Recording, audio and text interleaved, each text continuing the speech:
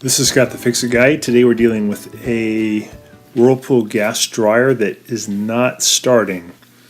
In some models this will be a case where it won't heat. This one's not starting, so we have to unplug it first. And we're going to be replacing the thermal fuse that's on the back. So I have to take off a total of 5 screws off the back. These are 1/4-inch screws that hold on the back panel, and there's 2 on each side and 1 on the top, and then this panel can come right off. So we made sure it was unplugged, and usually the thermal fuse will pop and either cut power to the whole mechanism so it doesn't start, or just the heating part. And it's pretty easy to fix. They only cost about $10 to $15 for the thermal fuse. So we took the back off, and then this little thing down here, this white piece, is the thermal fuse. I'm going to take one of the wires off, and I'm going to set my continuity tester just to test it to see if current can pass through these 2 terminals. So I heard it beep, and I should hear it beep when I touch these 2 terminals, but nothing. That means the fuse is popped. So we're going to take that fuse out. There's just one little screw holding it in. Usually it's 1/4-inch screw, and this time this one's a Phillips head screw. So we pull that one out. We're going to lift the fuse up to get it out. So once you undo the screw, just make it go up to your left 45 degrees. It'll come right out. Here's the part number for the new one, for the thermal fuse.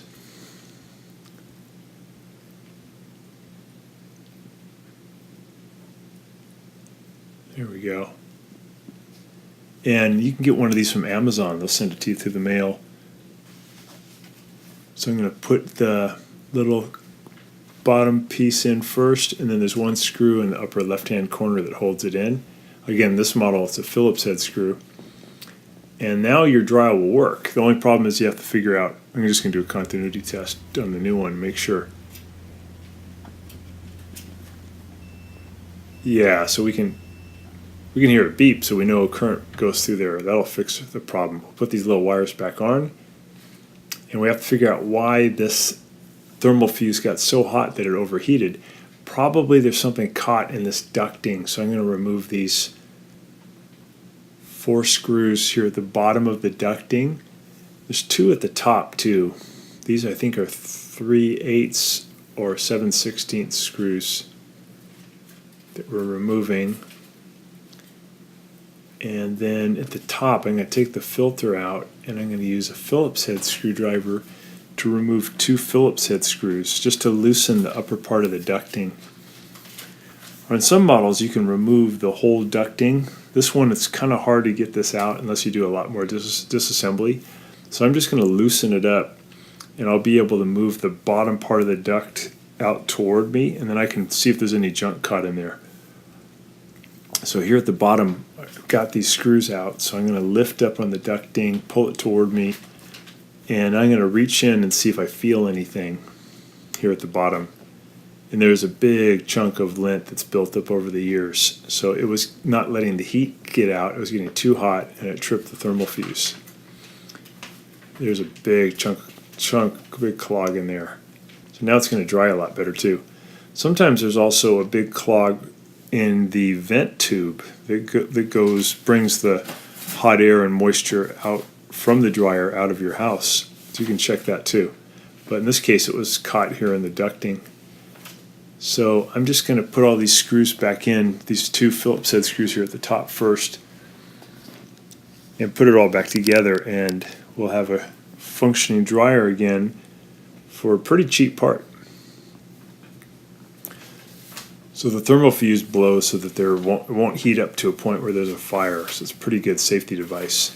It's called a non-resettable one, though. You can't reset it. You have to purchase a new one to fix it. And if you don't figure out where the clog is, it'll burn through another fuse pretty fast. So this repair works, but make sure you figure out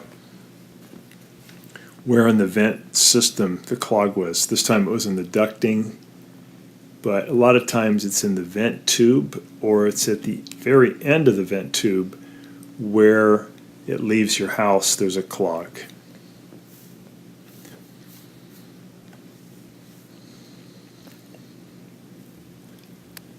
Just putting these screws back in. We got the two at the top. We got all the ones in the perimeter, and we'll put the back panel back on.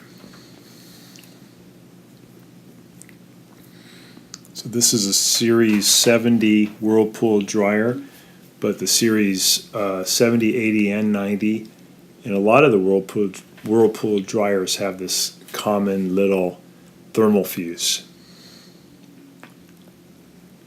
On a gas dryer, if it doesn't start or if the igniter won't light, then it's the thermal fuse. Very rarely will it be a component called the thermostat.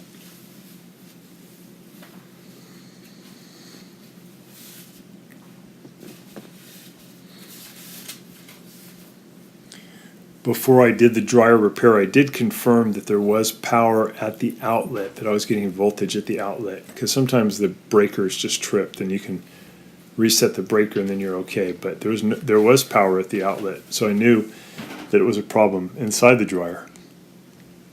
So I'm putting the dryer duct vent hose back on, and after I connected it, I went outside and turned on the dryer and tested the volume, and there was really good airflow, so I know that the vent tube's okay.